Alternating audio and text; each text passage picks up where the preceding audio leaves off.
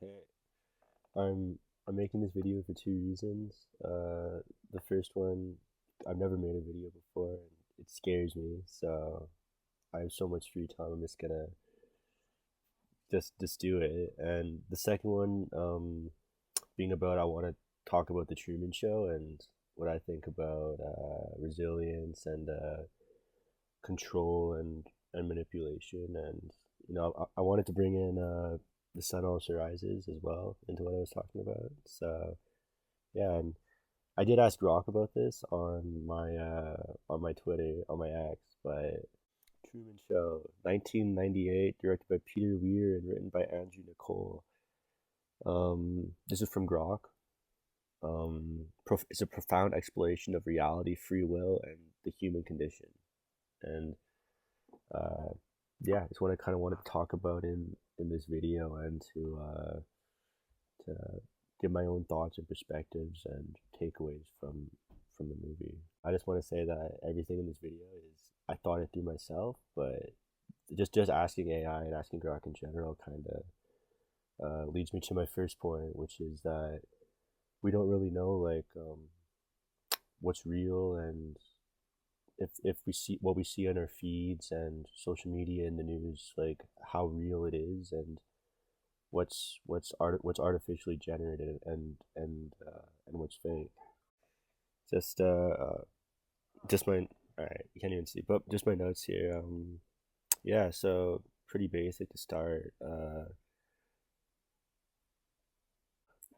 Our world is shaped by media, social media, news, and what we hear from others so much around us. And the message that we kind of take away from post secondary education is critical thinking and to think for ourselves. But you know, it's just so difficult now with like deep fakes and like even like the audio voices. People can mimic those now, and how much is out there just with like just information in general, and whether it's true or not, I don't think the people who make it really care. But whether it's true or not, there's just such a plethora of information out there. And then like another thing people try to say is you need to have free will, and you need to not conform, you need to think for yourself. But that's, I feel like, my personal opinion, just having cameras everywhere and social media everywhere makes that a lot more difficult, just because you see someone acting different, and then it's for better or for worse. I feel like there's some cases as well where it's maybe for the better if somebody's not doing something right and they're called out for that. But there's so many other times where someone's just acting different, and not even in a bad way, just thinking differently or doing something differently. And it's just so easy for someone to take out their camera and to start filming, and for others to share it, and for that to get around so fast. And it's so easy to do that. It feels almost harmless and painless to do that if you're like like behind the screen and stuff. But I feel like what it does is it just makes people want to conform more, and not and just constantly be listening to what social media is telling them is the right thing to do, what others are telling them what the right thing to do is, what the cool thing to do is, I guess. Um, and fair enough. It works. It makes for interesting stuff. We were talking about in our finance class last semester about complex systems and how it's so unpredictable, and it makes for some really interesting stories. But I thought that it also makes it incredibly difficult for someone to actually want to try and challenge the status quo, and to try and be different. It just makes it that much harder. Another one of the big takeaways is questioning whether we have even have free will, and if thinking and the behavior we're doing is truly our own, or if we're just subconsciously conforming to the standards that the media and the other people around us set for us. And that's another pretty big takeaway from the Truman Show. But I feel like the biggest question that the Truman Show asks, and um, what I kind of wanted to talk about, was whether it's good to be manipulating or controlling another person's life. And there's this really good quote from The Sun Also Rises. I'm not done it yet. This first video was supposed to be about a book, but I'm like a pretty slow reader, and reading is one thing, but like really understanding it's like something completely different. But anyways, one of the quotes I thought was really interesting was where the main protagonist just is talking about his relationship with another one of the characters in the novel, and he describes it ending where he's really questioning himself, and he talks about at one time or another I had probably considered it from most of its various angles, including the one that certain injuries or imperfections are a subject of merriment, while remaining quite serious for the person possessing them. Which is, I mean, that's this is my first time reading Hemingway, but it's the kind of stuff like that makes it the kind of like prose and paragraphs like that make it so interesting to really dive into his novels. But that's like a completely different beast to tackle. Maybe I'll get another video up after, but and I really felt like this related to a lesson from the Truman Show. Like it's so easy to watch and to just judge and criticize others, and and social media and the news and how pervasive everything is. It makes it just so easy to share and just laugh at those who are different. And I'm not I'm not here to, I'm guilty of these things as well. Especially with sports, if an athlete messes up a play or um something embarrassing happens on the court, I'm right there like sharing the reel or just watching it and and judging it as well. Another thing that I saw on Twitter was about the screw tape letters from C.S. Lewis, where he talks about make others think that the problem is out there rather than recognizing that the problem is in oneself. And I already said it. It's so easy to criticize an athlete or another person for a mistake that they made or for a pretty big imperfection that they have, but it's a lot harder to look into oneself and to find peace and remove that frustration and anger and find inner peace instead. And as you can probably tell, not a lot of people like to watch sports with me, except for my family. But yeah, so it's harder to avoid that disdain and frustration and distractions, and instead develop your own inner peace. But back to the original question: is it good to manipulate someone's life? Um, and my answer to that is, in the way that the question was worded, like you're gonna want to say no to that question. But we see it all the time with big corporations and advertisers manipulating people and data and facts for customers to buy more and to purchase more. And so those corporations and advertisers end up profiting off of manipulation as well. So it's because it's so pervasive and entrenched almost. It's easy to say that it's wrong and that we need to fix it, but you don't really see an effort. Another huge takeaway from the Truman Show is about human resilience, and you see it in the Truman Show with Truman escaping at the end and him making it through that crazy storm. Yeah, if you were to ask anyone in their lives if they would want to be more resilient, like myself and probably like a good majority of others would want to say that they also would really want to be resilient as well. And this just goes into some food for thought that I think the only way to really become more resilient is to go through like a very difficult situation and to just not lose hope and just keep on fighting and struggling. But also keep in mind this is coming from me. I wouldn't say I have that a crazy amount of experience, utilizing resilience and facing difficult situations, but you hear it all the time from athletes.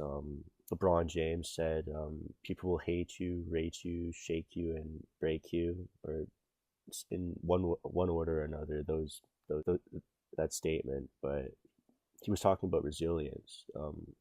He finishes the quote with how strong you stand is what makes you, and he was talking about being resilient right there. And This whole video has just been like a mess and an array of just random thoughts flying across my head. And but I think the biggest thing I want to talk about, aside from resilience, is just about to question, like, and to think about what is real, and how much of our lives and our opinions and our actions are based on something that actually happened, or another's opinion, what social media is saying, what the news is saying, or what we hear or see online. And further, like, this skill becomes more important now, and this skill of interacting and being able to tell what is real and being able to go ahead and interact with others based on what you think is real, it becomes so much more important now with this evolution of AI and deep fakes and artificial intelligence everywhere, being able to manipulate all sorts of data. And yeah, I thought the Truman Show just portrayed all these facts, like, pretty. I mean, it's an excellent film. I'm not like a film reviewer or anything. I got a buddy in Halifax I work out with. He's more of the movie guy. I mean, it's an excellent film. You can watch all sorts of videos about how good the Truman Show is, but th- these were just some of the biggest takeaways I had: questioning what's real and why that is such an important skill, being resilient, and how true resilience is built through overcoming difficult situations. And we need to seek out, like, difficult situations to go through if we want to become stronger, and we want to become better and more resilient. And the Truman Show encapsulates this perfectly. Very literally, it encapsulates this through him literally going through a storm and making it through to the other side, and becoming wiser and stronger and more knowledgeable about the world around him, and preparing himself for a better future. It very literally shows us this in the film. And however, like, you want to apply that to your life, if you want to literally start doing more difficult tasks and seeking the truth and seeking things that'll make you stronger and more resilient, you can do this literally at the gym, or you can do it metaphorically as well, through, I guess I shouldn't say, yeah, metaphorically as well, through just putting your mind and your own prowess and skills into these difficult situations. That there is a risk of failure, and there is a risk of being embarrassed, but what you gain from these situations through becoming more knowledgeable and more and stronger and more informed of the world around you, it far outweighs the risks and the potential of just completely embarrassing yourself. And that's one of the lessons I really appreciated from the film.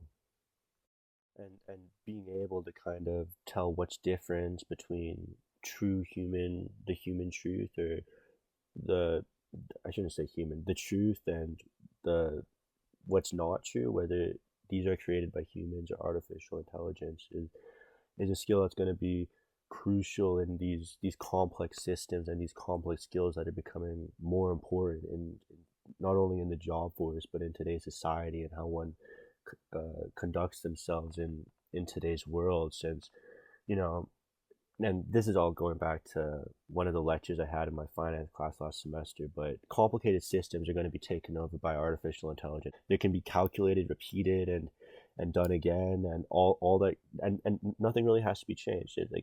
Just a specific pattern and a specific recipe needs to be followed. But these complex systems, artificial intelligence, it won't be able to replace it.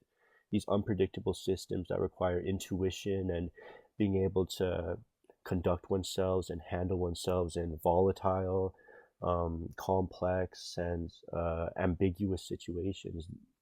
This can't be replaced by artificial intelligence. And I would say one of the biggest skills, and in handling oneself in these complex situations, that we can take from the Truman Show, is just being able to tell and analyze, like, what's real and what isn't real, and being able to dive in and do further analysis, and even thinking of, like, doing an analysis of, like, the background of who's involved, and like how, like, one's actions, and and being able to look at it from that perspective.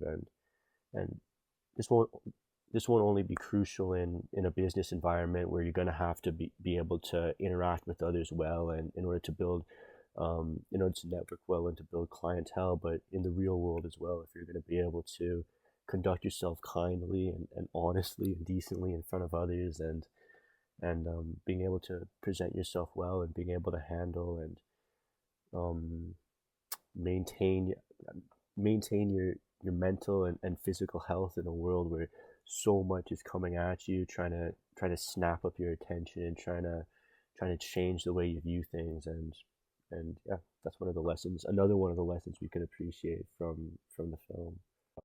And I talk so much about like others questioning you and laughing at you and judging you and whatnot, but you also have to be careful about and almost mindful to be questioning and judging yourself as well. Like, it's almost more important than seeing and asking others to be more mindful and making their own judgments. It's almost more important to look inwards first and be more conscientious of, okay, this is one way I view things, and this is where I saw it from. How accurate is the information I've been given? Is there more data I can corroborate this with to further verify? Is there more analysis I can do? Is there a way I can dig deeper in before further acting on or further entrenching myself into the current mindset or thought process or sequence of choices I've made up until that point? And the Truman Show is excellent for that. Like, Truman starts questioning all like the very the I shouldn't say obvious, but the subliminal advertising around him, and the way his world kind of, well, not kind of, but quite literally revolves around him, and he starts to notice these things and pick it out and beginning to question his world, not only through the behaviors of others, but through his own lens and how he kind of sees the world. And while he saw it at one point as a place where which was accepted as normal, it evolved into a point where he was questioning his own thoughts and judgments to the world around him, and realized something was pretty amiss and wrong. And hopefully I can fix a lot of this talking and gibberish in when I edit, but I would say my editing skills are probably a lot worse than my video recording skills. So, but yeah, thanks for watching. If you actually watched it and made it through, leave a comment on what you think, and let me know maybe some other things I could be watching or reading or improving.